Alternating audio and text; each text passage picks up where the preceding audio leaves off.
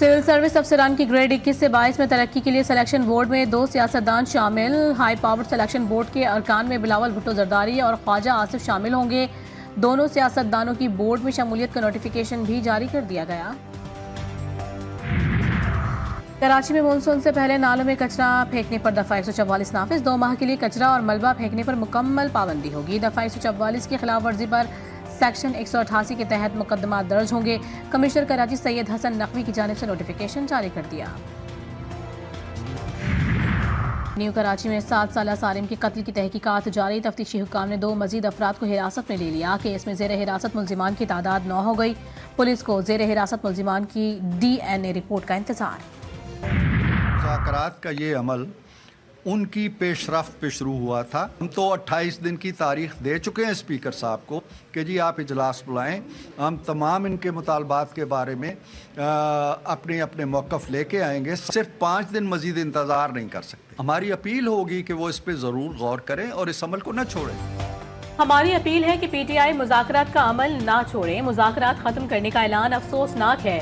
मुस्लिम league नून के senior रहनुमा senator Irfan Siddiqui कहते हैं कि अपोजिशन के मुतालबात पर संजीदगी से मशावरत की गई। मुज़ाकराती कमेटी में 7 जमातों की नुमाइंदगी है। वज़ीर दिफा ख्वाजा आसिफ बोले कि PTI वाले अपने लीडर समेत किसी से भी मुखलिस नहीं।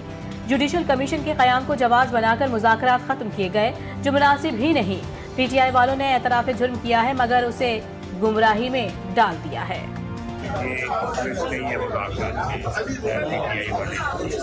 ये किसी बात में भी मुखलिस नहीं। ये मेरा ख्याल है अपने लीडर से भी मुखलिस नहीं है। ये लोग बात कर रहे हैं या अंदर की शोर मचाते हैं, लेकिन ये मुज़ाकरात का एक बड़ी बुनियादी बात है कि वो जुडिशल कमीशन का एक्सक्यूज बना के उन्होंने मुज़ाकरात को खात्मा किया है। पहले ही बता दिया था हुकूमत और PTI के मुज़ाकरात खत्म हो जाएंगे। ये मुज़ाकरात सिर्फ मजाक थे। हुकूमत और PTI का हदफ एक था, बानी जेल में रहे। फैसल वादा का ट्वीट लिखा, नून लीग हुकूमत की जमानती PTI है। इनके ट्रम्प कार्ड की हवा निकल गई। सब कुछ एक समझौते के तहत हो रहा है।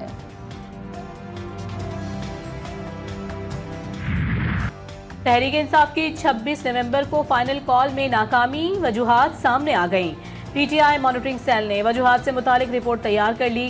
करोड़ों रुपए देने के बावजूद PTI रहनुमा वर्कर्स ना निकाल सके। साबिक स्पीकर असद कैसर समेत अरकान कौमी और सूबाई लोगों को निकालने में नाकाम रहे। सहूलियात ना होने पर कई वर्कर्स रास्ते से वापस हो गए थे। जो वर्कर्स फाइनल कॉल के लिए गए थे उन्हें 26 नवंबर के बाद अकेला छोड़ दिया गया। हर पॉलिटिकल पार्टी को मुज़ाकरात करने चाहिए, लेकिन साथ साथ इमरान खान और PTI की जो वारदातें हैं उनका उनको हिसाब देना पड़ेगा। मकबूल लीडर के लिए एक शख्स भी एहतजाज के लिए बाहर नहीं निकला।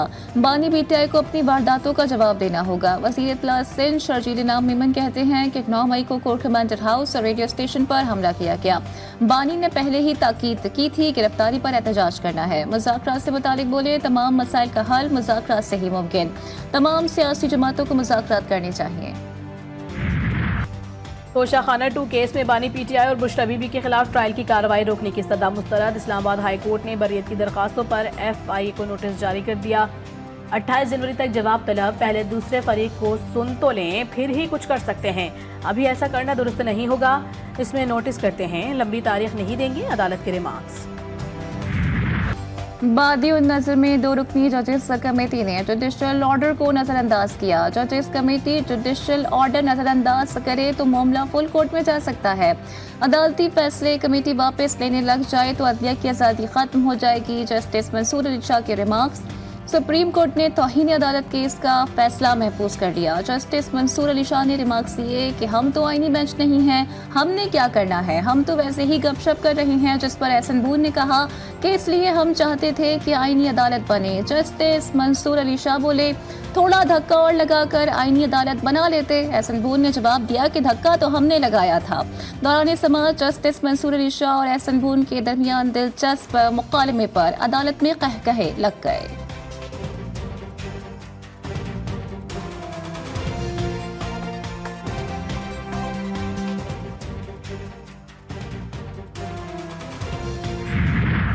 कंट्री प्रोग्राम जो 10 साल के ऊपर उम्मीद है 20 अरब डॉलर की सरमायाकारी होगी तालीम के मैदान में, सेहत के शोबे में और जो क्लाइमेट चेंज के नतीजे में आफत 2022 में पाकिस्तान में आई थी जिसने बहुत तबाही मचाई थी, वो भी इस प्रोग्राम का हिस्सा है।